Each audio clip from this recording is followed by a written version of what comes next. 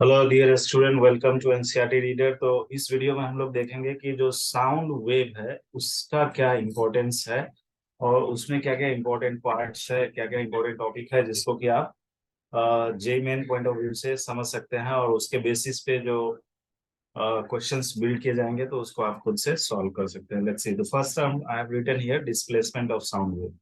Sound wave जो एक एक प्लेस से दूसरे प्लेस ट्रेवल करता है तो उसके लिए जो है मीडियम की जरूरत होती है।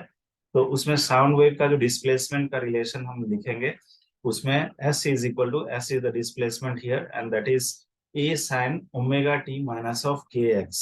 यहाँ पे ए क्या है? A amplitude of sound wave है, ओमेगा एंगुलर फ्रीक्वेंसी है और के जो है angular wave number, T time है और X is the position of that displacement it is.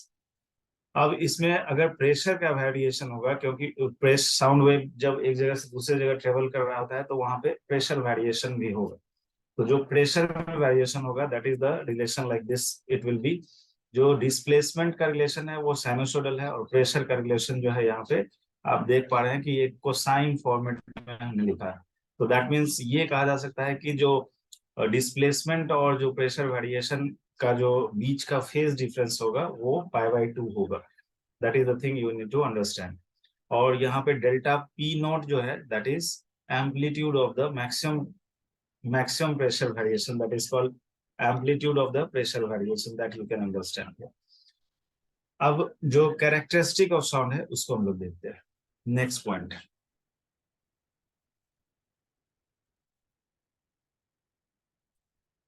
Characteristics of sound.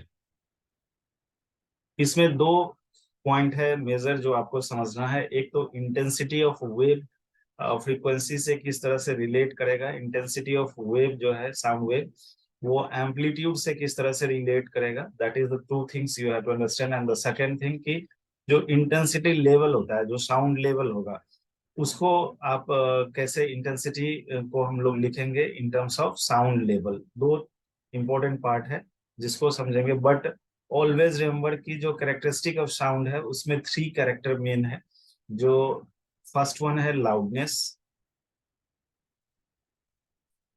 Second one है इसमें आपको quality and the third one is pitch. Pitch. तो लाउडनेस में जो दो फैक्टर आपको निकल के मेनली आता है, क्योंकि लाउडनेस एम्पलीट्यूड या इंटेंसिटी फैक्टर के बेसिस पे बिल्ड होगा। तो दैट मीन्स कि इसमें सेंसेशन ऑफ साउंड प्रोड्यूस जो होगा ह्यूमन एरर में वो किस फैक्टर के कारण से होगा? एम्पलीट्यूड के कारण से। तो इसमें लाउडनेस में जो है आपको एक तो इंटेंसिटी हो गया, और इंटेंसिटी अगर हम बात करते हैं तो इंटेंसिटी रिलेटेड होगा एम्पलीट्यूड से, that you can understand here. And the second third thing you need to understand यहाँ पे कि जो इंटेंसिटी का जो लेवल होगा वो कैसे आप डिस्टिंग्विश करेंगे इंटेंसिटी लेवल। तो वन बाय वन हम लोग इसको देखते हैं कि intensity how you can relate with the amplitude and frequency and density over there and the intensity level how you can see. Quality के बारे में जब हम बात करेंगे तो क्वालिटी जो है जिस तरह से आप साउंड के जो कैरेक्टरिस्टिक्स है उसमें ये चीज को डिफ्रेंशिएट कर पाता है कि साउंड का जो सोर्स है वो किस तरह का है। जैसे कि अगर हम बात करें, जो अगर हारमोनियम का साउंड आपको सुनाई दे और फ्लूट का साउंड आपको सुनाई दे तो आप साउंड के सोर्स को डिस्टिंग्विश कर सकते हैं कि हारमोनियम का कौन सा साउंड है और फ्लूट का कौन सा साउंड है। So that is mainly depending upon the source factor. It is source factor पे ये डिपेंड करेगा। और जो पिच है, पिच मेनली फ्रीक्वेंसी फैक्टर पे डिपेंड करता है।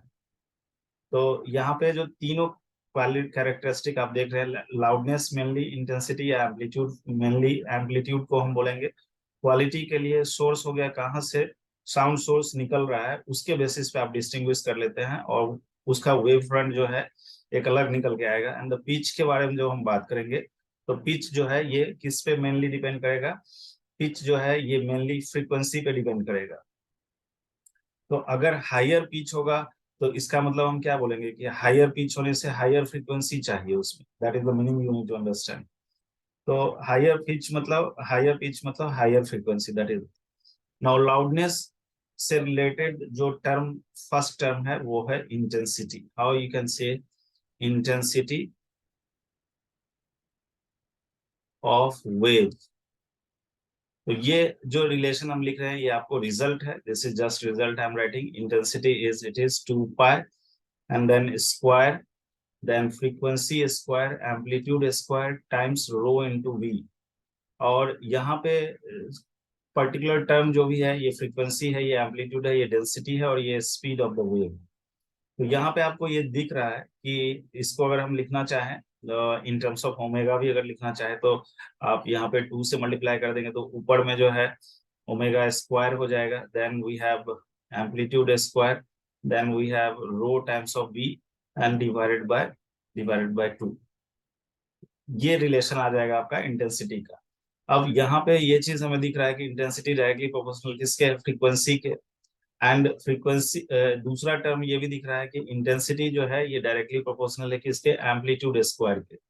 दैट मीन्स अगर आपको ये चीज पता रहे कि फ्रीक्वेंसी अगर हमें निकालना हो इंटेंसिटी को रिलेट करके तो इस तरह से हम लोग उसको रिलेट करेंगे, this is f2 by f1 to the power 2। एंड अगर एम्पलीट्यूड को लिखना हो तो इसी तरीके से लिखा जाएगा I2 by I1 is directly proportional to, it is A2 by A1 square. This is the way you can write for intensity in terms of frequency relation and amplitude relation. Next, कभी कभी आपको intensity, हम जानते हैं कि intensity क्या होता है, this is actually power per unit area.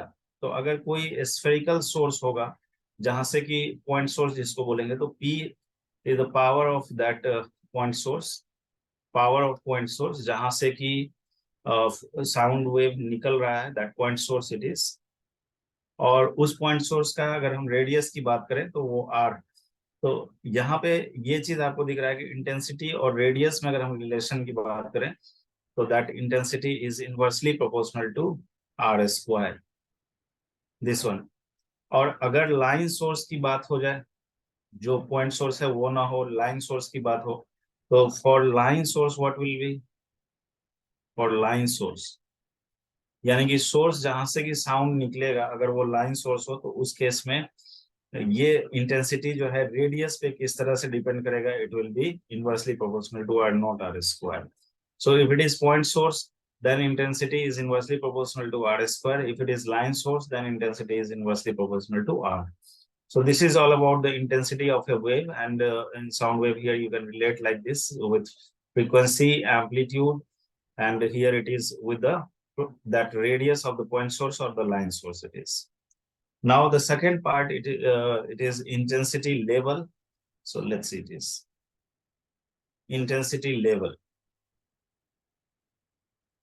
Intensity level, the meaning of intensity level is you can say it is kind of sound level, that is. It is sound level which is represented by beta. Beta का जो definition है, by definition it is 10 log of base 10 I divided by I naught. I divided by I naught. यहाँ पे I naught क्या है? I naught जो है ये minimum intensity. It is minimum intensity. It is minimum intensity of audible sound. It is minimum intensity of audible sound, and which is fixed here. It is 10 to the power of minus 12, and it is watt per meter square. That is the intensity I naught. और यहाँ पे I क्या है? I जो है ये I आपको, this is measured intensity. Measured intensity. So that means कि I is measured intensity and I naught is the minimum intensity of audible sound. तो कभी कभी बीटा इससे रिलेटेड जेईई मेन में भी क्वेश्चन पूछे गए हैं, एडवांस में भी पूछे गए हैं. Sometimes it happen that they ask you sound level for audible range, and we know that sound level for audible range क्या होगा. तो sound level for audible range, sound level क्या होना चाहिए ऑडिबल रेंज के लिए. तो ये जो है आपको 0 डेसिबल से 120 डेसिबल तक होगा. 120 डेसिबल.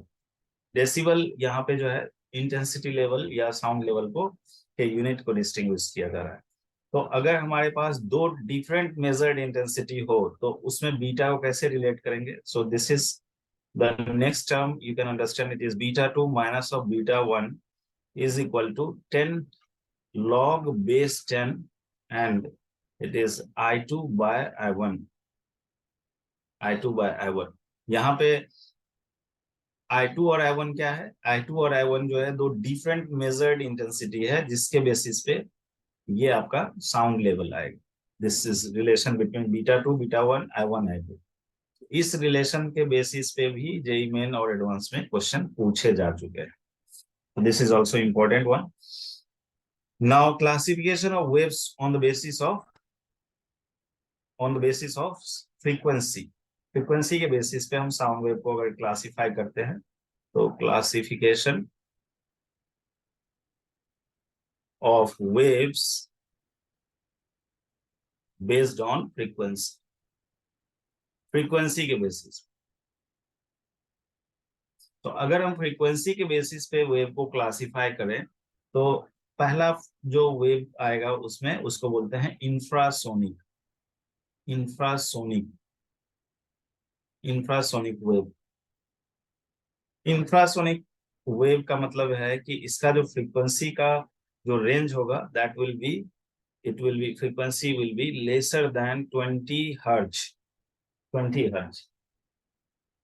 तो अगर फ्रीक्वेंसी किसी भी साउंड वेव का लॉन्गिट्यूडनल वेव होना चाहिए, क्योंकि साउंड वेव यहाँ जो भी हम लोग देख रहे हैं वो लॉन्गिट्यूडनल वेव ही है, तो ये वेव क्या ह्यूमन सुन सकते हैं? बिल्कुल नहीं सुन सकते हैं। साउंड वेव ह्यूमन को सुनने के लिए जो रेंज है उसको ऑडिबल रेंज बोला जाता है। इंफ्रासोनिक जैसे ही होगा, जैसे कभी कभी विस्परिंग होता है तो विस्परिंग को आप नहीं सुन पाओगे, लिप जो थोड़ा सा करके बोलते हैं आदमी, तो उसमें उस केस में हम लोग उसको इंफ्रासोनिक बोलेंगे। और उस केस में इस वेव को जो है ह्यूमन डिस्टिंग्विश नहीं कर पाएगा, नहीं कर पाएगा। The second we have audible range, audible waves.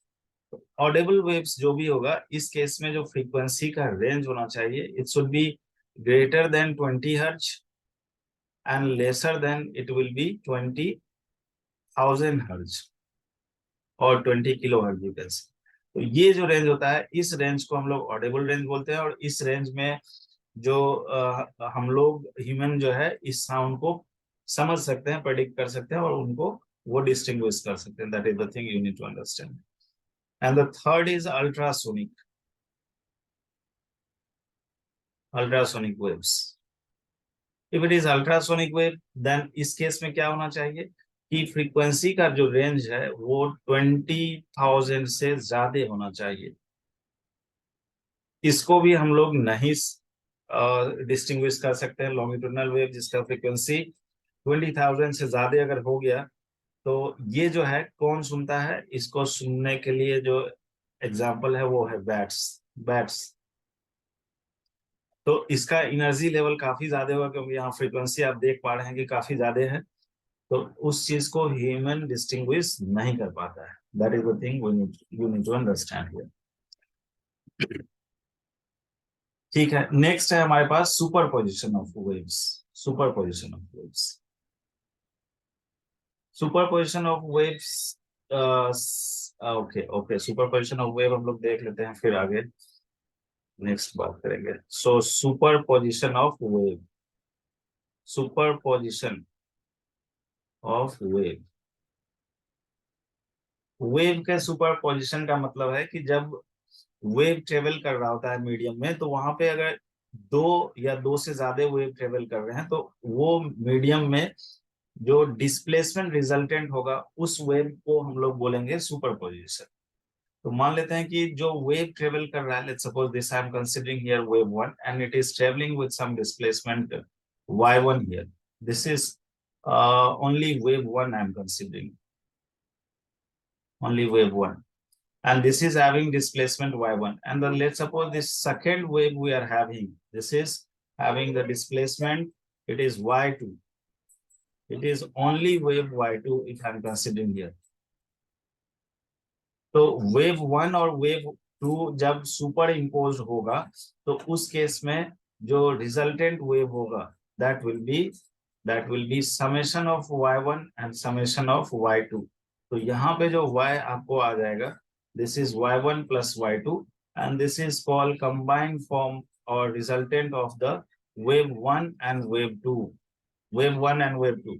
So this is called resultant displacement of a particle of medium when we have two waves। जब दो वेव या दो से ज्यादा भी हो सकता है इसमें, अगर आप y3 को भी कंसीडर करेंगे तो वो भी एड अप होगा और इस तरह से आप रिजल्टेंट वेव निकालेंगे। तो रिजल्टेंट वेव निकालने के लिए हमें इसकी जरूरत कहाँ होती है, सुपरपोजिशन वेव में कहाँ पे होगी। तो हमारे पास एक और टॉपिक है समझने के लिए, वो है स्टैंडिंग वेव। तो स्टैंडिंग वेव किसको बोलेंगे, स्टैंडिंग वेव। तो जिस समय दो वेव आइडेंटिकल रिस्पेक्ट का हो, आइडेंटिकल रिस्पेक्ट कहने का सेंस ये है कि उसका ओमेगा सेम है, उसका एम्पलीट्यूड सेम है, बट दोनों वेव अलग अलग डायरेक्शन में, एक प्लस एक्स में और दूसरा माइनस एक्स में है, अगर वो ट्रेवलिंग वेव है और वो अगर इंटरफेयर करे, तो मान लेते हैं कि y1 एक पहला हम मान लेते हैं जिसका कि इक्वेशन इस तरह से है, a sin omega T minus of के x. This is the first wave I am considering here. Minus k x source की ये प्लस एक्स डायरेक्शन में ट्रेवल कर रहा है, ठीक है। और दूसरा जो वेव है वो है आपका a sin of, and it is omega t plus of के एक्स। और ये दूसरा जो वेव है, ये आपको दिख रहा है कि ये वेव निगेटिव एक्स की तरफ ट्रेवल कर रहा है। तो एक प्लस एक्स में ट्रेवल कर रहा है और एक माइनस एक्स में ट्रेवल कर रहा है। क्या इसका हम डायग्राम बना सकते हैं? बिल्कुल देख सकते हैं आप डायग्राम, इस तरह का डायग्राम है। Let's suppose I am considering this kind of diagram it is.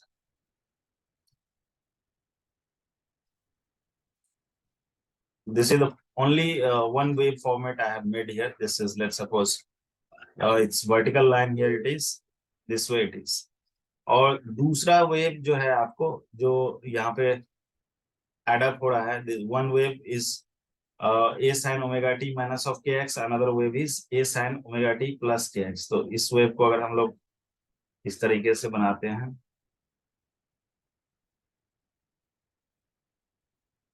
This I am considering here this way. तो दोनों को जब ऐड किया जाएगा तो जो रिजल्टेंट वेव बिल्डअप होगा, रिजल्टेंट वेव का जो इक्वेशन आएगा, that will be y1 plus of y2 and you can write in the form of addition of the two vector, two displacement here, two wave का अगर हम add करके resultant निकालेंगे, this will be in the form of 2a cos kx and then sin of omega T.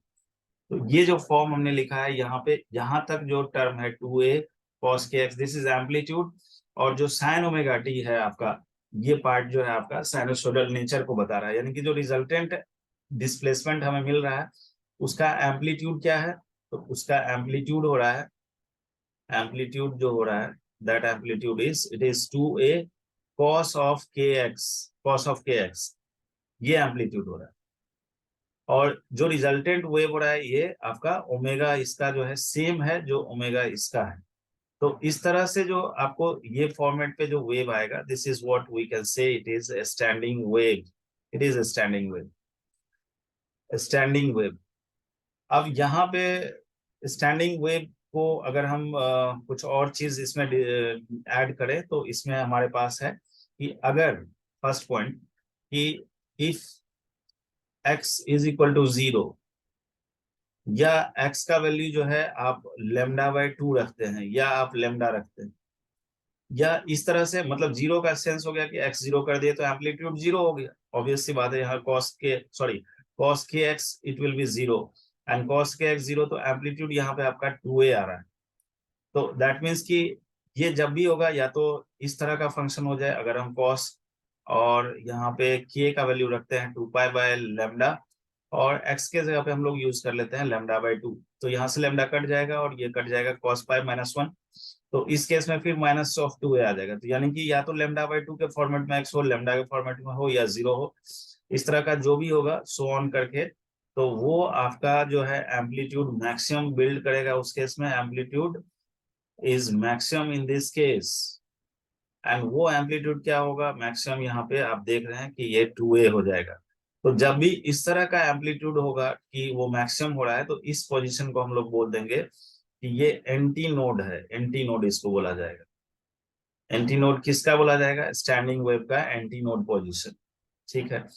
और दूसरा जो important है इसमें आपको समझने के लिए कि वो है कि जिस समय हम x का वैल्यू इस तरह से रखें कि ये λ/4 हो जाए, या 3 λ/4 हो जाए, या 5 λ/4, इस तरह से अगर हो, तो उस केस में जो है एम्पलीट्यूड का जो वैल्यू आएगा, that amplitude will be minimum here, will be minimum. और मिनिमम का मतलब क्या है कि वहां पे एम्पलीट्यूड आपका जीरो हो जाएगा, दैट इज जीरो। तो अगर एम्पलीट्यूड जीरो होगा तो उस पोजीशन को हम लोग क्या बोल देंगे? उसको बोलेंगे नोड। तो दैट मीन्स कि जहां पे एंटी नोड होगा और जहां पे नोड होगा, इन दोनों पोजीशन को आपको स्टैंडिंग वेव में समझना है कि जहां एंटी नोड पोजीशन है वहां मैक्सिमम एम्पलीट्यूड है, जहां नोडल पोजीशन है वहां मिनिमम एम्पलीट्यूड है, उसको हम लोग नोड बोलेंगे। अब distance between node and anti node क्या होगा? तो इस डायग्राम से आप समझ सकते हैं कि अगर हम साइनोसोडल ग्राफ इस तरह का अगर डिस्टिंग्विश करते हैं और इस तरह का वेव अगर फॉर्म होता है स्टैंडिंग वेव का, इस तरीके का वेव आपको फॉर्म हो रहा है, एक नीचे से ग्राफ गया है, एक ऊपर से गया है, दोनों मिल करके। अब जहां पे ये पॉइंट आपको मिल रहा है, this are the called nodal point here you can say. और जहां पे मैक्सिमम डिस्प्लेसमेंट आप देख पा रहे हैं, this is antinode position, antinode position, here we have antinode, here we have antinode, this also antinode, this also antinode, antinode, antinode. और जो position noting वाला है यहाँ पे आपको, जहां पे displacement zero है, ये नोड पोजिशन है। These are the node position which you need to understand. तो अगर ये पूछा जाए कि डिस्टेंस बिटवीन कंसेक्यूटिव नोड्स क्या होगा या distance between consecutive anti node क्या होगा, तो ये चीज भी यूज करेंगे, distance between consecutive consecutive nodes.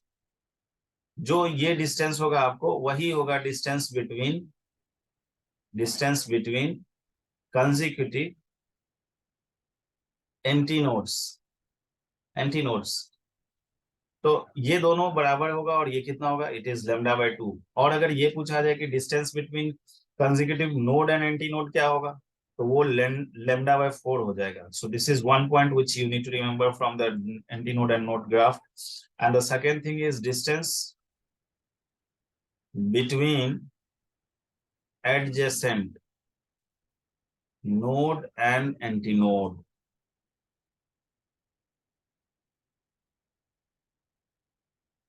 Antinode it is. तो ये जो होगा ये λ/4 होगा। ये चीज आपके दिमाग में आना चाहिए क्योंकि इससे रिलेटेड क्वेश्चन पूछे जाएंगे। और यहाँ पे अगर हम लूप वाइज भी अगर हम लोग देखें तो लूप वाइज आप देख सकते हैं कि all the particles in same loop अगर बोला जाए, इसका मतलब ये हुआ कि between two adjacent nodes vibrate जो होगा वो सेम फेज में होगा। That is the thing you need to understand.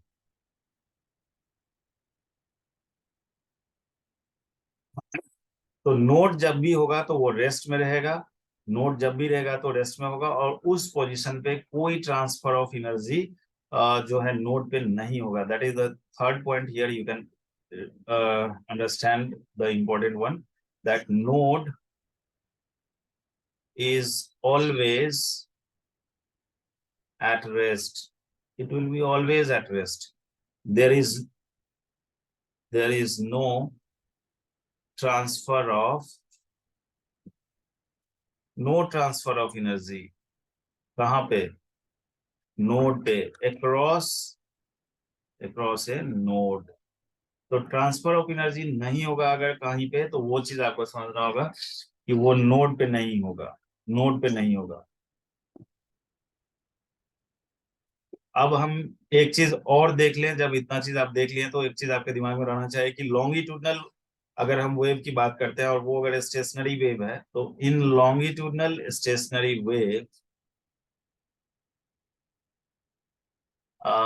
longitudinal stationary wave, there will be a point where displacement node is formed, a point where displacement node is formed। तो जहां पे displacement node formed होगा उस case में क्या होगा, pressure maximum हो जाएगा, क्योंकि हमने प्रेशर और इसके बीच में फेज डिफरेंस π/2 का देखा था। तो प्रेशर इज मैक्सिमम कहाँ पे, जहां डिस्प्लेसमेंट नोड फॉर्म्ड होगा। ये काफी इंपॉर्टेंट है। मैक्सिमम दैट इज प्रेशर का वहां पे क्या होना चाहिए, प्रेशर जो है वो एंटी नोड फॉर्म करेगा। तो यानी pressure pressure antinode is formed, antinode is formed, pressure antinode is formed over there. तो ये चीज काफी इंपॉर्टेंट आपके दिमाग में रहना चाहिए कि लॉन्गिट्यूडनल स्टेशनरी वेव अगर है और उस पॉइंट पे डिस्प्लेसमेंट नोड अगर फॉर्म्ड हो रहा है, तो प्रेशर वहां पे मैक्सिमम हो जाएगा और प्रेशर का वहां पे हम बोल सकते हैं कि एंटी नोड फॉर्म्ड होगा। That is the thing you need to understand. And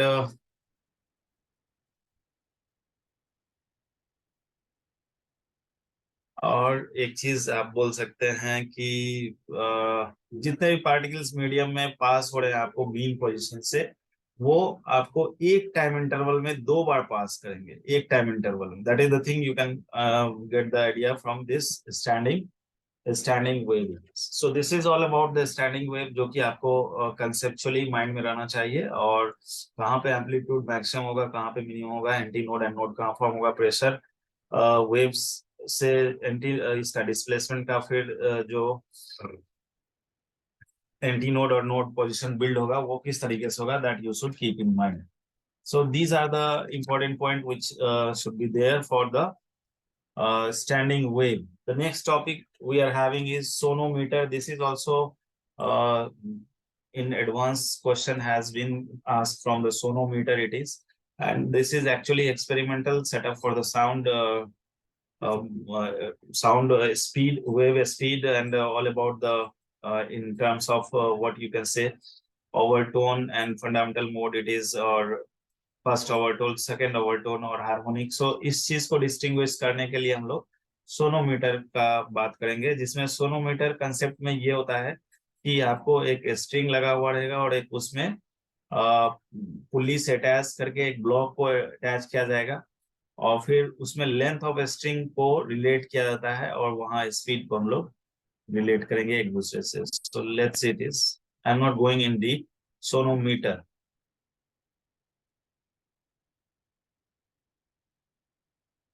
तो इस केस में हम लोग ये देखेंगे कि इन दिस केस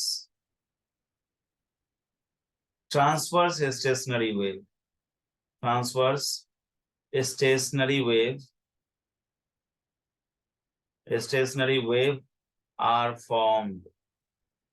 अब ट्रांसवर्स स्टेशनरी वेव कैसे फॉर्म्ड होगा, let's see, it's kind of just experiment you can see here. This, let's suppose I'm considering this is to be the string here, and here we are having one pulley at the end which is hinge, and there is one block attached here with the other end of the string। यहाँ पे दूसरा and से जो है एक मास को जोड़ा गया है, जिसके कारण से इसमें mg फोर्स लगेगा नीचे की तरफ। तो यानी स्ट्रिंग में अगर हम बात करें टेंशन क्या होगा, तो स्ट्रिंग में टेंशन जो है ये mg होगा, tension in the wire. And यहाँ पे किस तरह से मतलब स्टेशनरी वेव फॉर्म होगा, तो इस तरीके से आपको समझना है। This is the thing you can understand here, like this it will be this way. You need to understand कि स्टैंडिंग वेव, ये डॉटेड लाइन जो हम ड्रॉ कर रहे हैं, ये आपको समझना है कि यहाँ पे स्टैंडिंग वेव फॉर्म हो रहा है। किस तरह का स्टैंडिंग वेव है, ये ट्रांसवर्स वेव का जो स्टैंडिंग वेव फॉर्मेट होगा, दैट इज। और इससे पहले जो हम लोग देखे थे वो कैसा स्टैंडिंग वेव था, वो लॉन्गिट्यूडनल वाला था। अब यहाँ पे आपका ये लेंथ ऑफ स्ट्रिंग है, मान लेते हैं कि यहाँ तक जो आपका है ये लेंथ ऑफ स्ट्रिंग है, that is the thing it is given to. और अगर हम वेवलेंथ की बात करेंगे तो ये वेवलेंथ हो जाएगा, this will be the wavelength, कि वन कंप्लीट ऑसिलेशन में जो है दैट विल बी वेवलेंथ। तो अगर यहाँ पे जो लूप आपको दिख रहा है स्टैंडिंग वेव का, अगर ये एन लूप फॉर्म कर रहा है, एन लूप, तो हम लोग जान रहे हैं कि एक लूप में कितना डिस्टेंस कवर्ड होगा, यहाँ पे λ/2 होगा। तो यानी कि एन लूप में कितना हो जाएगा, एन λ/2, और वो क्या हो जाएगा, वो लेंथ ऑफ स्ट्रिंग हो जाएगा। तो ये चीज आप यहाँ पे रिलेट कर सकते हैं कि द वायर वाइब्रेट्स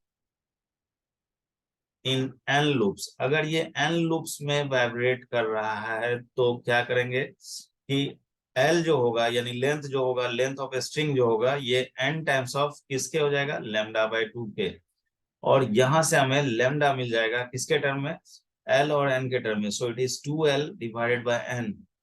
एल क्या है, length of the string, n क्या है, नंबर ऑफ लूप्स जो कि यहाँ पे फॉर्म हो रहा है। So that is the number of loops here.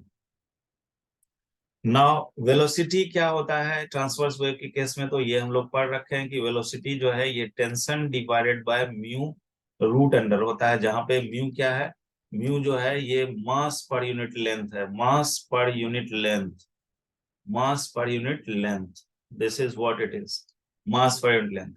अब अगर हमें nth लूप जो फॉर्म हो रहा है, तो उसमें अगर हमें इसको फ्रीक्वेंसी को निकालना हो, तो फ्रीक्वेंसी ऑफ nth लूप क्या हो जाएगा, तो सिंपली हम लोग यूज करेंगे v by lambda, because v speed of wave हम लोग जानते हैं फ्रीक्वेंसी इंटू लेमडा होगा।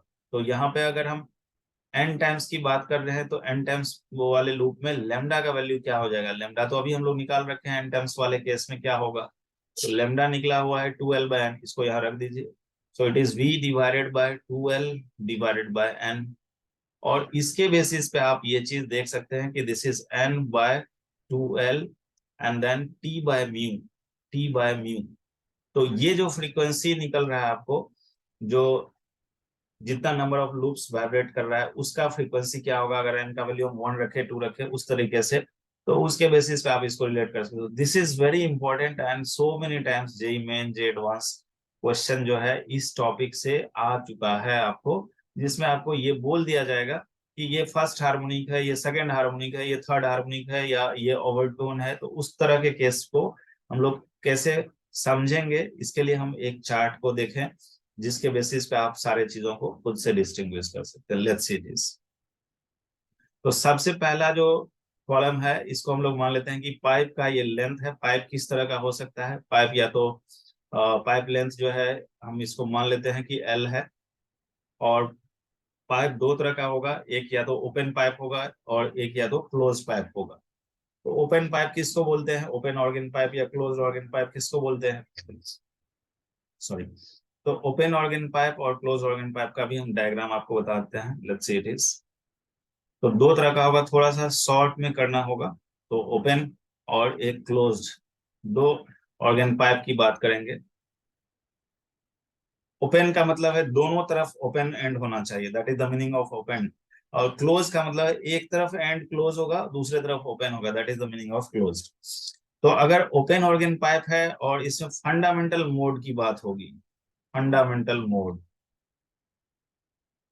फंडामेंटल मोड ऑफ वाइब्रेशन अगर बोला जाएगा, तो फंडामेंटल मोड के केस में ओपन ऑर्गन पाइप में जो फ्रीक्वेंसी होगा, this will be, it is v by 2l, it is v by 2l. This is for first case. You can see how I have written here. This is complete derivation kind of thing. You need to understand. Just one I am drawing here so that you can understand. Let's suppose this kind of wave if it is, and this kind of wave if it is. तो यहाँ पे एक node बन रहा है और दो anti node, यहाँ एंटी नोड है, यहाँ एंटी नोड है और यहाँ नोड है। ये आपका लेंथ ऑफ पाइप है और इसको हम लोग ओपन ऑर्गन पाइप बोलेंगे, ओपन ऑर्गन का। तो इस केस में ओपन ऑर्गन पाइप के केस में यहाँ पे आपका एंटी नोड और नेक्स्ट एंटी नोड के बीच का जो सेपरेशन है वो तो एल है, और वो होता क्या है वो हम लोग जानते हैं, लैम्डा बाय 2 होता है। तो यहाँ से एल को आप लिख सकते हैं, दिस इज लैम्डा बाय 2, और इसके बेसिस पे हमें लैम्डा मिल गया, it is 2l। After getting lambda आप यहाँ से फ्रीक्वेंसी को निकाल सकते हैं, it is v by lambda, और ये क्या हो जाएगा, v बाय 2l। तो ये कौन सा open organ pipe, open organ pipe, इसको हम लोग बोलेंगे this is first harmonic, it is first harmonic kind. और इसी को हम लोग बोलेंगे this is fundamental mode, fundamental mode, it is fundamental mode और फर्स्ट हार्मोनिक इट इज। तो इस तरह से आप दूसरे को भी फाइंड आउट कर सकते हैं। दूसरे केस में क्या हो जाएगा, यही चीज कि जहां पे अभी आपके पास जो है एल का वैल्यू क्या आया है, लेमडा बाय 2। अगर नेक्स्ट की बात करेंगे यानी कि नेक्स्ट जो फर्स्ट हार्मोनिक है, सेकंड हार्मोनिक की बात करेंगे, तो उस केस में फिर दोनों एंड पे अगर हम ओपन रखते हैं तो फिर क्या करना होगा, तो बीच में जो है आपका इस तरीके से वेव को समझना है, और ये एंड और ये एंड ओपन हो गया, यानी यहाँ एंटी नोड यहाँ एंटी नोड, यहाँ नोड इस पोजीशन पे और इस पोजीशन पे नोड बन रहा है। तो इस केस में जो लेंथ होगा आपका, length of this what we can say length of the open organ pipe, यहाँ पे यहाँ से ये जो है आपको नोड और नोड के बीच में λ/2 और फिर ये λ/4 λ/4, तो इट इज लैम्डा। तो यहाँ से लेंथ जो हो जाएगा ये लैम्डा हो जाएगा, और इसके बेसिस पे फ्रीक्वेंसी को अगर लिखना हो तो हम लोग यहाँ पे V/L लिखेंगे। और इसी को हम लोग इस तरह से कर सकते हैं कि जो फ्रीक्वेंसी फंडामेंटल फ्रीक्वेंसी आया है आपको, फंडामेंटल मोड के केस में आया है, उसको अगर हम लोग ट्वाइस कर देते हैं, यानी कि इसको अगर हम मान लेते हैं F1, तो यहाँ से जो ये F जो है यानी फ्रीक्वेंसी है इस केस में, this is for second harmonic, you can say for open organ pipe second harmonic, second harmonic. और इसी को हम लोग बोलेंगे फर्स्ट ओवरटोन, फर्स्ट ओवरटोन। तो ये जो हो जाएगा, this will B 2 times of the frequency of first harmonic, it is, ये हो जाएगा आपका। तो इस तरह से हम फर्स्ट ओवरटोन की बात करेंगे, और इसी तरीके से आप सारे ओवरटोन जो कंसेक्यूटिव बनते जाएगा बनाते जाएंगे, उसी का हम चार्ट बना रहे हैं। तो ओपन ऑर्गन पाइप के लिए फर्स्ट जो फ्रीक्वेंसी है ये V/2L है, इसको हम लोग बोलेंगे first harmonic, it is first harmonic. Then अगर फर्स्ट ओवरटोन की बात हो, ओवरटोन, फर्स्ट ओवरटोन, तो इस केस में जो फ्रीक्वेंसी हो जाएगा ये हो जाएगा आपको यहाँ पे, इट इज V/L, अभी देखे थे V/L, इसी को हम लोग बोलेंगे सेकेंड हार्मोनिक, जो अभी हम लोग देखे थे सेकेंड हार्मोनिक। और अगर यही चीज आपका फर्स्ट ओवरटोन सेकेंड हार्मोनिक हो रहा है, तो यानी कि n-1th अगर हम बात कर ले ओवरटोन का, ओवरटोन n-1th ओवरटोन, तो इस केस में जो फ्रीक्वेंसी होगा this is n times of V/2L। तो यानी V/2L के मल्टीप्लाई में n हो रहा है, तो इसको हम लोग बोलेंगे nth हार्मोनिक, nth हार्मोनिक। और इसके बेसिस पे आप ये चीज फाइंड आउट कर सकते हैं, जो अभी हम लोग देख रहे हैं कि फ्रीक्वेंसी का जो रेशियो आ रहा है, तो रेशियो ऑफ सक्सेसिव फ्रीक्वेंसी क्या आ रहा है, ratio of successive, ratio of successive frequency, what is the ratio of successive frequency, it is 1:2:3:4, इस तरह से ये बढ़ते चला जाएगा आपको। सो this is for open organ pipe. और इससे रिलेटेड भी जेई मेन में लगभग 10% क्वेश्चन पूछे जा चुके हैं। अगर 100% साउंड वेव का क्वेश्चन आया है तो sometimes it is ask you that open organ pipe और क्लोज ऑर्गन पाइप, तो मे बी पॉसिबिलिटी जो अगर इससे क्वेश्चन आए तो इसी टाइप का क्वेश्चन आपको पूछा जा सकता है। The close organ pipe we are having, it is frequency is one end close होना चाहिए और दूसरा एंड ओपन होना चाहिए। तो ये आपको V/4L फॉर्मेट आएगा, और इसी को हम लोग बोलेंगे first harmonic, first harmonic. Then जो फर्स्ट ओवरटोन इसमें होगा that frequency will be, it is 3V/4L, और इसको बोला जाएगा it is third harmonic, third harmonic. तो इसका सेकेंड हार्मोनिक गायब हो गया क्या? बिल्कुल, इसमें जो हार्मोनिक मिल रहा है आपका वो मल्टीप्लाई हो रहा है, तो it is in the form of odd multiple. यहाँ पे क्या है, फर्स्ट सेकेंड थर्ड सारा मिलते जाएगा आपको। लेकिन क्लोज्ड ऑर्गन पाइप के केस में एक एंड क्लोज होने के कारण से क्या है, फर्स्ट मिलेगा, फिर थर्ड मिलेगा, फिर फिफ्थ मिलेगा, फिर सेवंथ मिलेगा, लाइकवाइज इट इज। तो फ्रीक्वेंसी ऑफ n-1th ओवरटोन का अगर हम लोग लिखते हैं तो it is 2n-1 times of V/4L, this one. और इसी को बोला जाएगा it is 2n-1 1th harmonic. ये चीज आपके माइंड में रहना चाहिए। तो अगर इसका सक्सेसिव रेशियो पूछा जाए फ्रीक्वेंसी का, तो it is 1:3:5:7। So it is odd multiple, और इससे पहले जो है वो आपको consecutive 1 2 3 4 like open organ pipe it will B. तो इवन नंबर का जो हार्मोनिक्स है ये क्लोज ऑर्गन पाइप में एग्जिस्ट नहीं करेगा। सो this is important here, you can understand that जो इवन नंबर्ड हार्मोनिक्स है,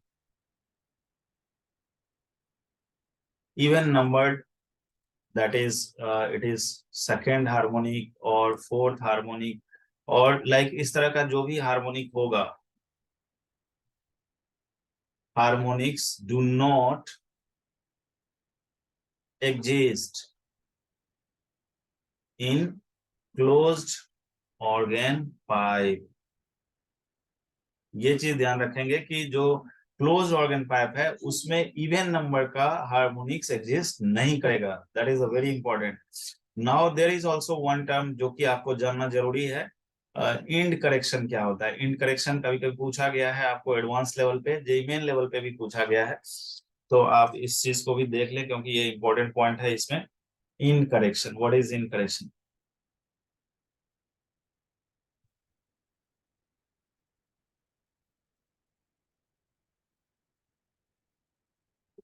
तो जो एंटी नोड फॉर्म होता है आपको उसी के बारे में एंड करेक्शन है। कि अगर हम क्लोज ऑर्गन पाइप में देखें तो इस तरह का अगर पाइप कंसिडरेशन होता है, let's suppose this is, I am considering that it is closed organ pipe, one end close है।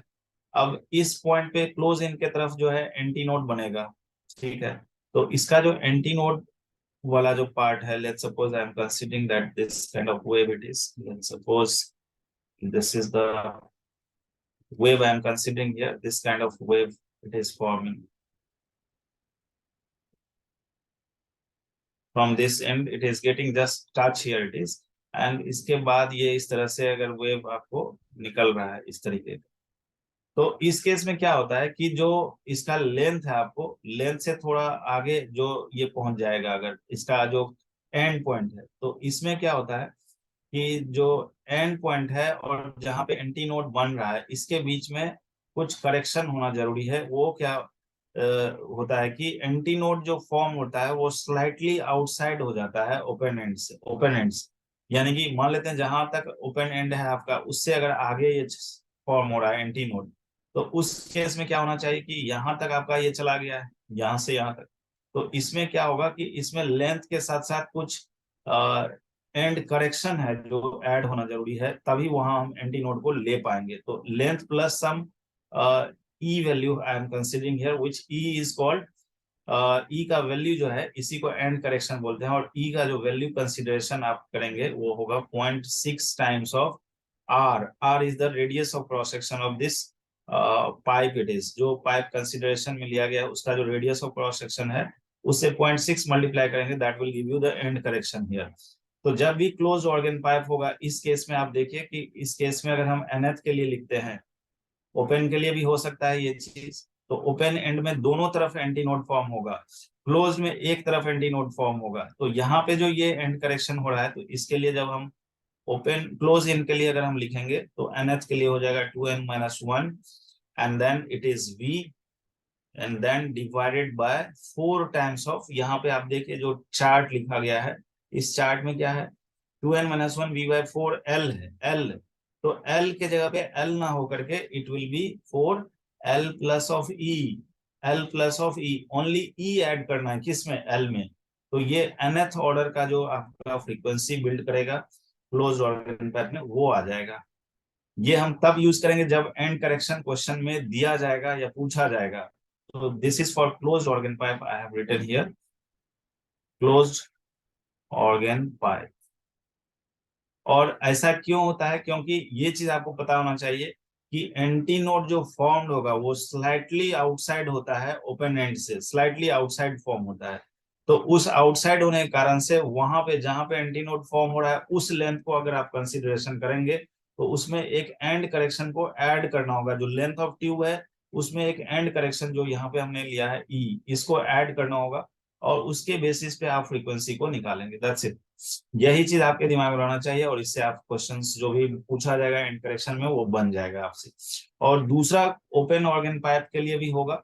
तो अगर हम ओपन ऑर्गन पाइप में देखें इसको, तो ओपन ऑर्गन पाइप में क्या होगा, ओपन ऑर्गन पाइप इस केस में पाइप जो है दोनों तरफ से ओपन एंड है, और let's suppose this sample sitting here.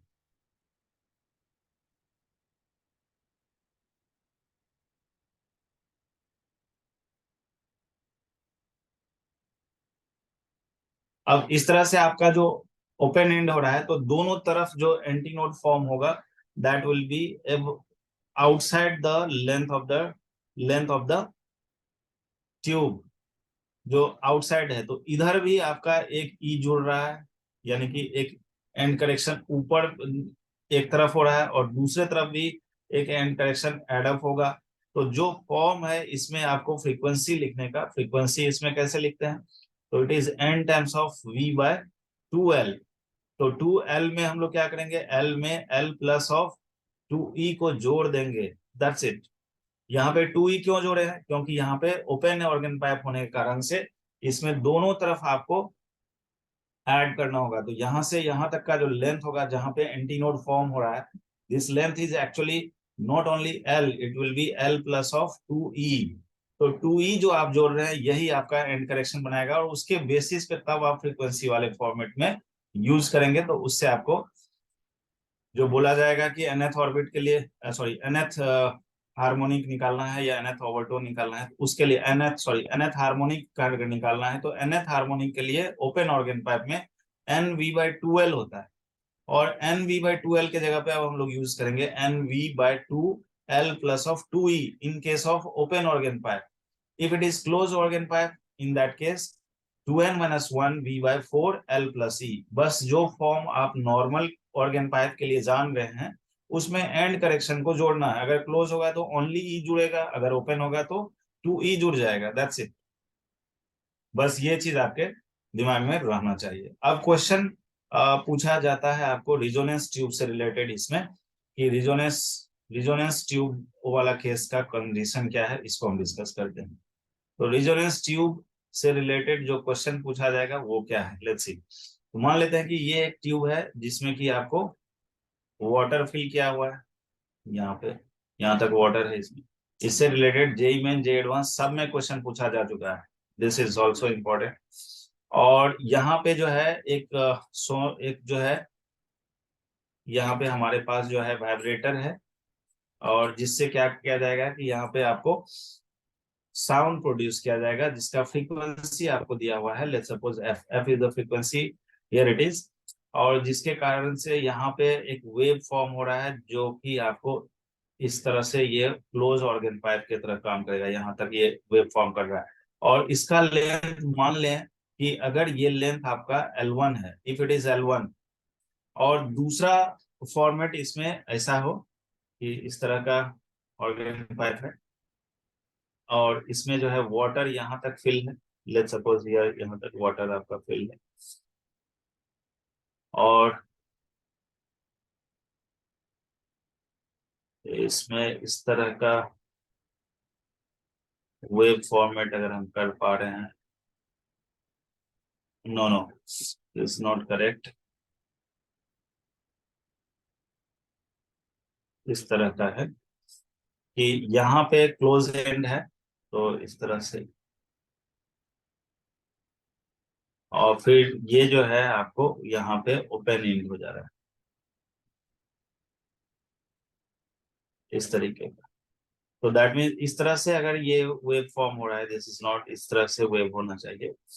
तो यहाँ पे क्या हो रहा है, एक नोट बन रहा है, एक नोट यहाँ पे बन रहा है, और ये एंड वाले पार्ट पे एंटी नोट बन रहा है। और यहाँ अगर आपने जो साउंड प्रोड्यूसिंग इंस्ट्रूमेंट को रख दिया यहाँ पे, तो इसका लेंथ, अगर वाटर लेवल का लेंथ यहाँ पे इस लेंथ को अगर हम मान लेते हैं कि L2 है, L2, this is the condition I am just discussing here. Resonance यहाँ पे जो ऑब्टेन्ड होगा फर्स्ट टाइम लेंथ वो आपका L1 है, और दूसरा लेंथ जो होगा ये आपका L2 है। तो how you can relate L1 and L2 with the lambda value is, it is, so if resonance is obtained first at length L1, first case में लेंथ L1 पे रिजोनेंस जो है आपको ऑब्टेन हो रहा है, and then at length L2, अगर दूसरे फिर बाद में ये लेंथ L2 पे अगर रिजोनेंस अकर हो रहा है, तो दैट मींस रिजोनेंस अकर का मतलब है जो फ्रीक्वेंसी यहाँ से प्रोड्यूस हो रहा है, जो इस वेव का होना चाहिए, वो अगर सिनोनिमस हो रहा है, that is the meaning of resonance here. So then you can relate lambda will be, it is twice length L2 minus of L1. This relation will give you lambda relation. Lambda is the wavelength here, and the distance between two successive length, यहाँ पे आप देखिए कि two successive length का मतलब क्या हो गया यहाँ पे कि node and node, that is the meaning here, it is distance between distance between two successive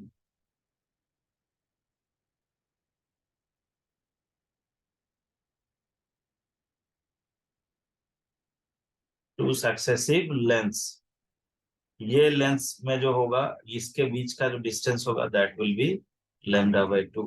that is the thing you need to consider here. तो रिजोनेंस ट्यूब से रिलेटेड भी अगर क्वेश्चन आएगा तो ये कंसेप्ट आपको माइंड में रहना चाहिए. Next we are having interference and then we have the Doppler effect of last topic of this one. So interference I'm not taking more time here to cover up, so it will be.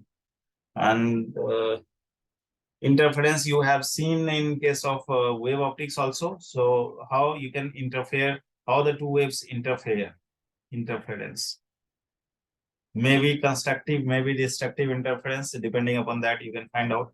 So if I'm considering the two wave of the same frequency and wavelength, two waves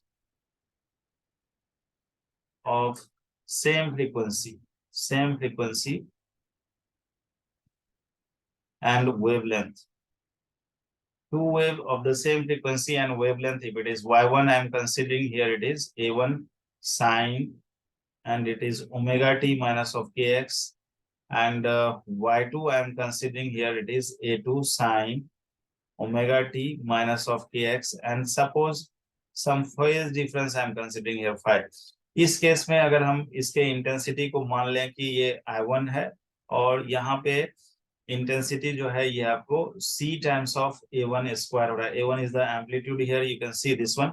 और इस case में अगर intensity I2 है और ये जो है कुछ इस तरह से अगर हम कांस्टेंट मान लेते हैं दोनों में इंटेंसिटी को रिलेट करने के लिए, तो you can C equation of जो रिजल्टेंट वेव होगा वो क्या होगा, इक्वेशन ऑफ रिजल्टेंट वेव. ये जो है हम अभी देखे थे हम लोग कि y1 plus of y2 that will give you the intensity, that will give you the resultant displacement over there. तो इस तरह का रिलेशन हम लोगों के पास जो आ रहा है, तो इसमें जो इसको अगर हम लोग ऐड करेंगे इस रिलेशन को और इस रिलेशन को, तो जो इक्वेशन आएगा वो आएगा a sin and it is omega t minus of kx and plus of theta, where a is what, a is the resultant amplitude you can say. ठीक है, तो जो रिजल्टेंट एम्पलीट्यूड होगा वो वेक्टर फॉर्मेट में आप ऐड करेंगे amplitude को a1 square a2 square two a1 a2 and cos of angle, the angle between a1 and a2 वो क्या है, वो है y1 एंड y2, तो वो फाई है यहाँ पे, तो यहाँ पे फाई हो जाएगा and this should be in root it is. और यहाँ पे थीटा को कैसे लिखेंगे, तो थीटा को लिखने के लिए आप tan थीटा को यूज करेंगे and this is what you can write here a2 sin of phi and what you can say a1 plus a2 it is cos of phi. ये रिलेशन आप याद रखेंगे. इस तरीके से अगर आपको दिमाग में इसका एम्पलीट्यूड a1 है और इसका एम्पलीट्यूड a2 है, a1 a2 और इसके बीच का एंगल phi है, and the resultant what you will be getting here it is, let's suppose this I am considering the resultant here, इसका एम्पलीट्यूड a हो रहा है और इसका एंगल जो है ये थीटा है. So these are the things which you should keep in mind to find the resultant amplitude, and the direction of the resultant amplitude will be what it is. Now the last relation between this interference, it is resultant intensity. How you can relate?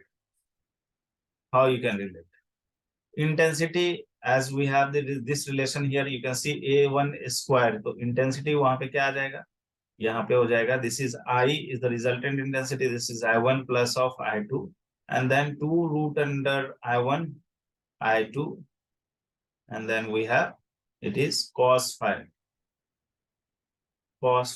here it is. So cos a square करेंगे तो ये I हो गया, a1 square की जगह आपका I1 हो गया, a2 square की जगह I2 हो गया और फिर यहाँ पे बच रहा है 2 a1 a2 and then cos phi. So 2 root under I1 I2 and then cos phi.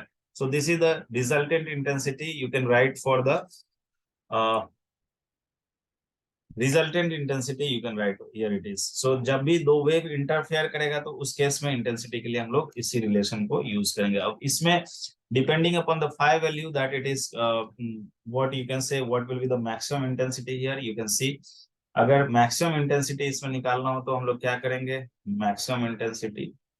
So maximum intensity you can say here, this maximum intensity will be I max I am writing तो उस case में cos phi का value क्या लेना होगा, it is maximum value 1, तो इसको हम लोग लिख सकते हैं this is nothing but it is I1 root I2 and then square of this one, that will give you. और इस केस में फेज डिफरेंस जो आपका होगा वो क्या हो जाएगा, 2n पाई होगा, 2n पाई होगा। और पाथ डिफरेंस को अगर हम रिलेट करना चाहें तो इस केस में पाथ डिफरेंस क्या हो जाएगा, तो पाथ डिफरेंस और फेज डिफरेंस रिलेशन को हम लोग जानते हैं, तो हम लोग उसको रिलेट कर सकते हैं। फेज डिफरेंस और पाथ डिफरेंस क्या होगा, so path difference it is 2n and then lambda by 2, so that is the thing you can write here, and this will be what you can say here, it will be 2 get cancelled, so it will be n lambda। तो जब भी maximum intensity वाला case होगा उस case में phase difference आपका जो होगा वो 2n पाई होगा, और जो पाथ डिफरेंस होगा वो हो जाएगा आपका एन लेमडा। और इसको हम लोग बोलेंगे, ये वाला केस जब भी होगा तो इसको हम लोग बोल देंगे this is for constructive interference, constructive interference. तो जब भी कंस्ट्रक्टिव इंटरफेरेंस की बात आएगी तो ये वर्ड अगर यूज होता है तो आपको समझना होगा कि वहां पे जो फेज डिफरेंस हम लोग यूज करेंगे वो 2n पाई होगा, और जो पाथ डिफरेंस यूज करेंगे वो एन लेमडा होगा। और इसका पूरा का पूरा यूज वेव ऑप्टिक्स में भी आप करेंगे करेंगे सेम थिंग। और मिनिमम इंटेंसिटी की अगर हम बात करें, मिनिमम इंटेंसिटी, तो मिनिमम इंटेंसिटी के लिए यहाँ पे जो कॉस का वैल्यू लिया जाएगा वो -1 लिया जाएगा, तो आई मिनिमम जो होगा that will be root of I1 minus of root of I2 and then square of it. और इस केस में जो फेज डिफरेंस होगा that phi will be, it is 2n plus 1 of pi, where n can be 0, from 0 it will start। और जो path difference होगा that path difference will be, this path difference is, it is 2n plus of 1 and then it will be lambda by 2, lambda by 2। तो ये जब भी हम use करेंगे तो इस तरह का केस जो है आपको उसको हम लोग बोलेंगे this is destructive interference, destructive interference. तो दैट मीन्स कि आपको ये चीज ध्यान रखना है कि साउंड वेव में जो मैक्सिमम इंटेंसिटी या मिनिमम इंटेंसिटी की जब भी बात आएगी तो कंस्ट्रक्टिव इंटरफेरेंस क्या है, डिस्ट्रक्टिव इंटरफेरेंस क्या है, और उसमें पाथ डिफरेंस क्या होगा और फेज डिफरेंस क्या होगा। कभी कभी ऐसा क्वेश्चन पूछा गया है कि जो आई का वैल्यू मैक्सिमम आता है और जो आई का वैल्यू मिनिमम आता है इनका रेशियो बता दो। तो इनका रेशियो क्या होगा, this is root of I1 plus root of I2 square and divided by it is root of I1 minus root of I2 square.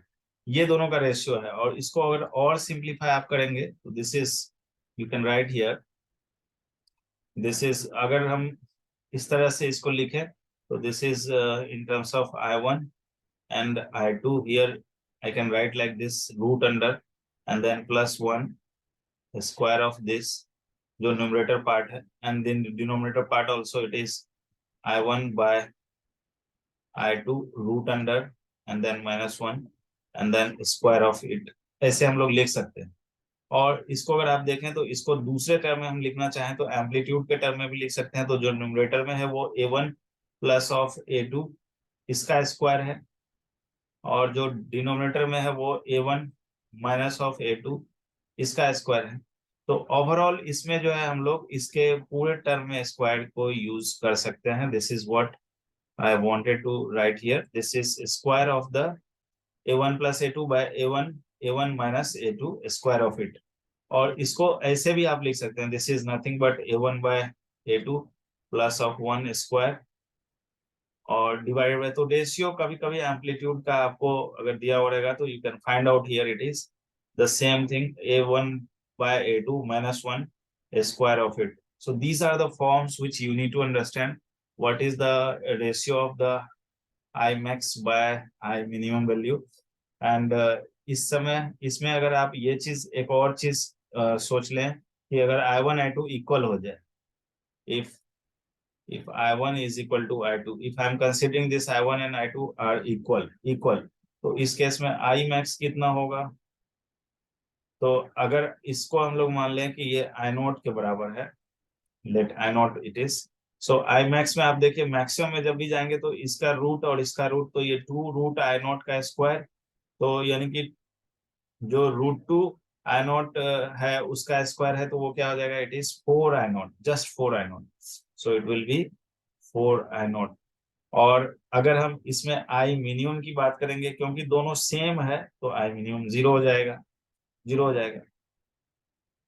और इस इंटेंसिटी को अगर आप लिखना चाहें in terms of what you can write, this is also one of the way to write that this I is equal to 4I0 cos square 5/2। So this is also one of the important result, जहां पे आप I0 और I को relate कर सकते हैं, जहां पे फाइ क्या है, फाइ जो है वो फेज डिफरेंस। तो ये वाला जो फॉर्म है हमारे पास I1 एंड I2, इसी के बेसिस पे हमने उसको लिखा है I1 I2।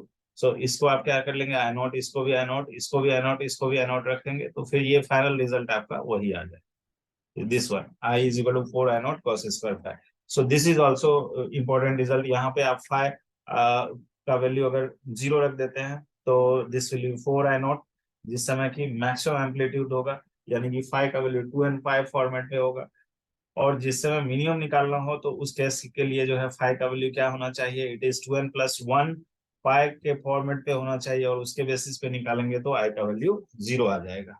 तो इसको भी आप डायरेक्ट यूज कर सकते हैं, कंस्ट्रक्टिव है या destructive. Now the last part of this topic is this chapter is that is Doppler effect.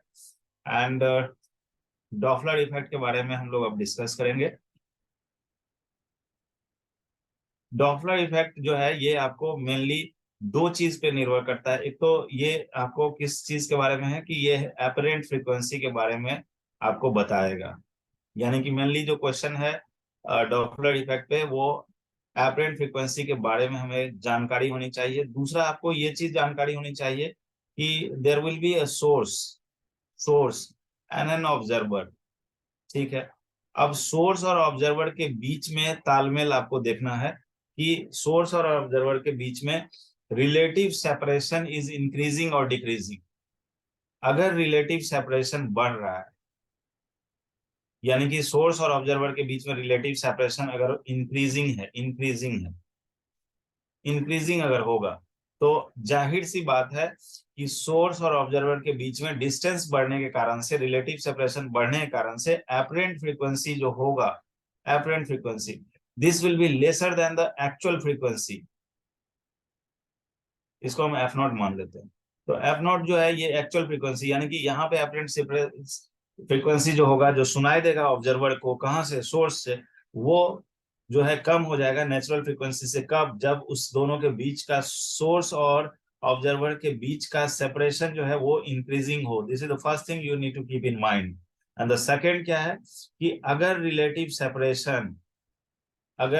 Separation decreasing हो जाए, ऐसा भी तो हो सकता है कि घट जाए। हाँ, घटेगा भी। कब घटेगा, जब दोनों एक दूसरे के क्लोजर आएगा, उस केस में घटेगा। चाहे ऑब्जर्वर क्लोजर आए, चाहे सोर्स क्लोजर आए, चाहे दोनों क्लोजर आए, दोनों ही केस में, तीनों ही केस में घटेगा। जैसे ही रिलेटिव सेपरेशन घटेगा, तो जो एपरेंट फ्रीक्वेंसी होगा वो ज्यादा हो जाएगा, किससे, नेचुरल, उसका जो एक्चुअल फ्रीक्वेंसी है सोर्स का, उससे।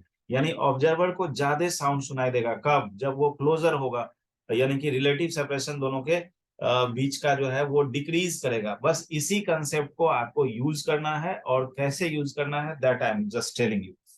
तो जो मेन फॉर्मूला है आपको वो ये रखना है कि जो एपरेंट फ्रीक्वेंसी हम लोग निकालेंगे वो किस तरीके से निकालेंगे। तो एपरेंट फ्रीक्वेंसी निकालने का तरीका है कि जो ऑब्जर्वर का फ्रीक्वेंसी है इसको आप फिक्स कर लीजिए, और न्यूमरेटर में वेलोसिटी ऑफ साउंड को फिक्स कर लीजिए। This v I have written, this f dash जो है ये आपका एपरेंट फ्रीक्वेंसी है, एपरेंट फ्रीक्वेंसी है। एपरेंट फ्रीक्वेंसी कौन, कहां से आएगा, एपरेंट फ्रीक्वेंसी जो ऑब्जर्वर को एक्चुअल में सुनाई देगा। एक्चुअल फ्रीक्वेंसी तो कुछ और होता है सोर्स का, जो कि प्रोड्यूस कर रहा है, लेकिन जो सुनाई दे रहा है उसको हम लोग एपरेंट फ्रीक्वेंसी बोलेंगे। F0 क्या है, एक्चुअल फ्रीक्वेंसी, एक्चुअल जो प्रोड्यूस हो रहा है सोर्स से, एक्चुअल फ्रीक्वेंसी। तो जो एक्चुअल फ्रीक्वेंसी है और जो एपरेंट फ्रीक्वेंसी है, एपरेंट फ्रीक्वेंसी ऑब्जर्वर को सुनाई देगा। जब हम स्टेशन पे खड़े होते हैं और ट्रेन जो है हॉर्न बजा रही होती है और आप ट्रेन जो है क्लोजर आ रही होती है, तो जो उसका फ्रीक्वेंसी सपोज कि 100 हर्ट्ज अगर वो प्रोड्यूस कर रहा है सोर्स, तो जो सुनाई देगा वो 100 हर्ट्ज से ज्यादा ही सुनाई देगा, क्योंकि वो क्लोजर हमारे आ रही होती है। अगर वही दूर जाने लगे तो वो भी आपको कम सुनाई देगा, जो एक्चुअल फ्रीक्वेंसी 100 हर्ट्ज है उससे कम सुनाई देगा, क्यों? क्योंकि दूर जा रहा है वो। तो this is the thing you have to remember कि जो एपरेंट फ्रीक्वेंसी हम लोग निकालेंगे ये एफ नॉट, और इसको फिक्स रखेंगे, और ऊपर में न्यूमरेटर में डिनोमिनेटर में हमने वेलोसिटी ऑफ साउंड को फिक्स कर लिया है। This is velocity of sound. अब न्यूमरेटर में ऑब्जर्वर के स्पीड को ऐड किया जाएगा या सब्ट्रैक्ट किया जाएगा, this is the only thing. तो ऊपर में या तो हम ऐड करेंगे या सब्ट्रैक्ट करेंगे, किसको? ऑब्जर्वर को। और नीचे में हम लोग क्या करेंगे कि सब्ट्रैक्ट करेंगे या ऐड करेंगे, किसको? सोर्स को। तो यहाँ पे वी ओ जो है this is velocity of observer, observer, sorry. और वी एस जो है ये वेलोसिटी ऑफ सोर्स है, वेलोसिटी ऑफ सोर्स, सोर्स। तो इन्हीं सारा का कहानी है, और कहानी में आपको समझना है कि एफ डैश कैसे हम निकालेंगे और क्या क्या कंडीशन दिया हुआ रहेगा। अब ऑब्जर्वर को रेस्ट कर देगा, वो कंडीशन होगा। सोर्स को रेस्ट कर देगा, वो कंडीशन होगा। ऑब्जर्वर और सोर्स दोनों को मूविंग कर देगा, वो कंडीशन होगा। तो यही सारे केस हैं, बट फॉर्मूला यही रहेगा और इसी फॉर्मूला को मॉडिफाइड किया जाएगा और इसको यूज किया जाएगा, दैट्स इट। अब यहाँ पे कैसे यूज करेंगे उसको हम लोग देखते हैं। तो जो पहला केस है इसमें आपको, जिस समय हम लोग मान लेते हैं कि सोर्स जो है वो रेस्ट में है, सोर्स रेस्ट में है, ठीक है, और ऑब्जर्वर जो है ये मूव कर रहा है, ऑब्जर्वर मूव कर रहा है। आप कहेंगे जो सर सोर्स को भी रेस्ट में कर दीजिए, तो अगर हम सोर्स को भी रेस्ट में कर दे और ऑब्जर्वर को भी रेस्ट में कर दे तब तो कोई रिलेटिव सेपरेशन चेंज ही नहीं होगा दोनों के बीच में।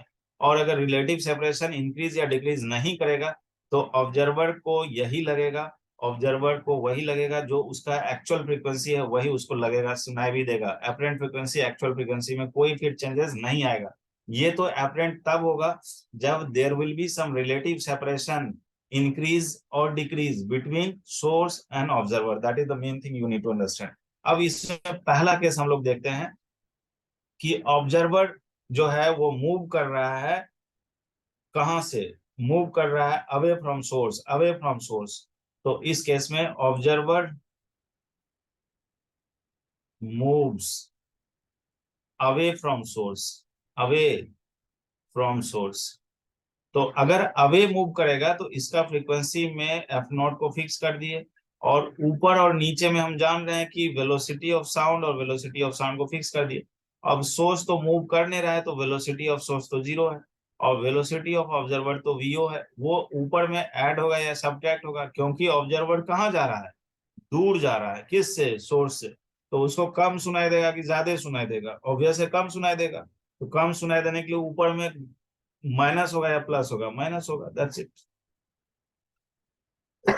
This is the frequency apparent which will be heard by the observer when the observer is moving, when the observer is moving away from the source, and the source is in rest. The second condition what you are having कि observer moves towards source, source के तरफ जब वो जाएगा उस case में क्या होगा? उसको ज्यादा सुनाई देगा, क्योंकि वो नजदीक जा रहा है, किसके? सोर्स के। सोर्स के जैसे ही नजदीक जाएगा उसका कान में जो है ज्यादा आवाज आएगा। तो ऑब्वियस है आवाज ज्यादा आने के पीछे का रीजन क्या है कि distance between the source and the observer is decreasing. So apparent frequency here it will be more than the actual frequency. Here apparent frequency will be less than the actual frequency. तो पहले case में less सुनाई दिया, इस case में ज्यादा सुनाई देगा। अब तीसरा केस, इस केस में एक चीज और ध्यान रखना है कि क्या वेवलेंथ में कोई चेंजेस होगा? तो वेवलेंथ जो है सॉरी, यहाँ पे नो चेंज इन वेवलेंथ,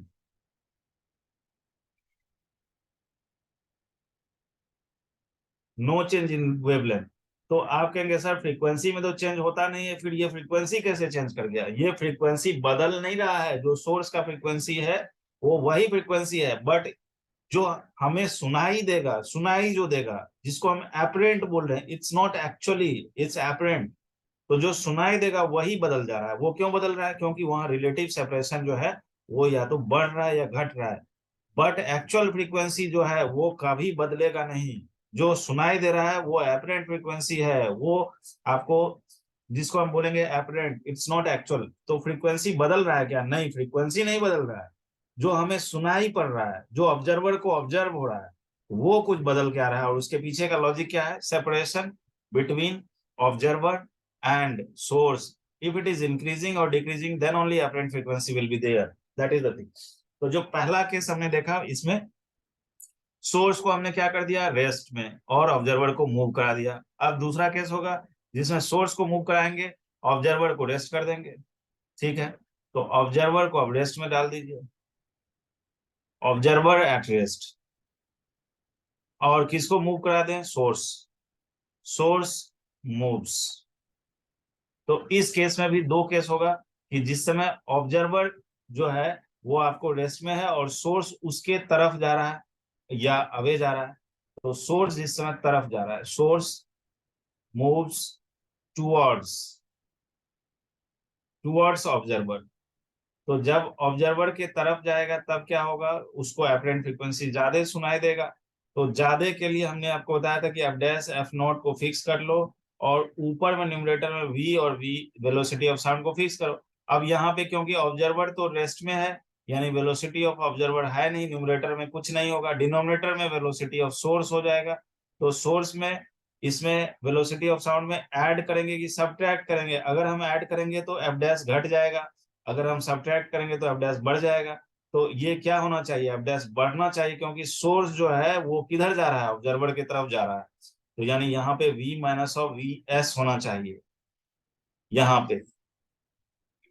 और इस केस में क्या हो रहा है कि वेवलेंथ का कोई चेंज हो रहा है क्या? यहाँ पे आप समझिए कि पहले वाले केस में क्या था कि सोर्स जो है आपका वो एक जगह रेस्ट पे था, सोर्स में कोई चेंजेस नहीं हो रहा था पोजीशन में, तो उसके वेवलेंथ में कोई चेंजेस नहीं हुआ। लेकिन यहाँ पे वेवलेंथ में जो चेंजेस आएगा लेमडा, ये हो जाएगा आपको, this is v minus of v s and then divided by this frequency.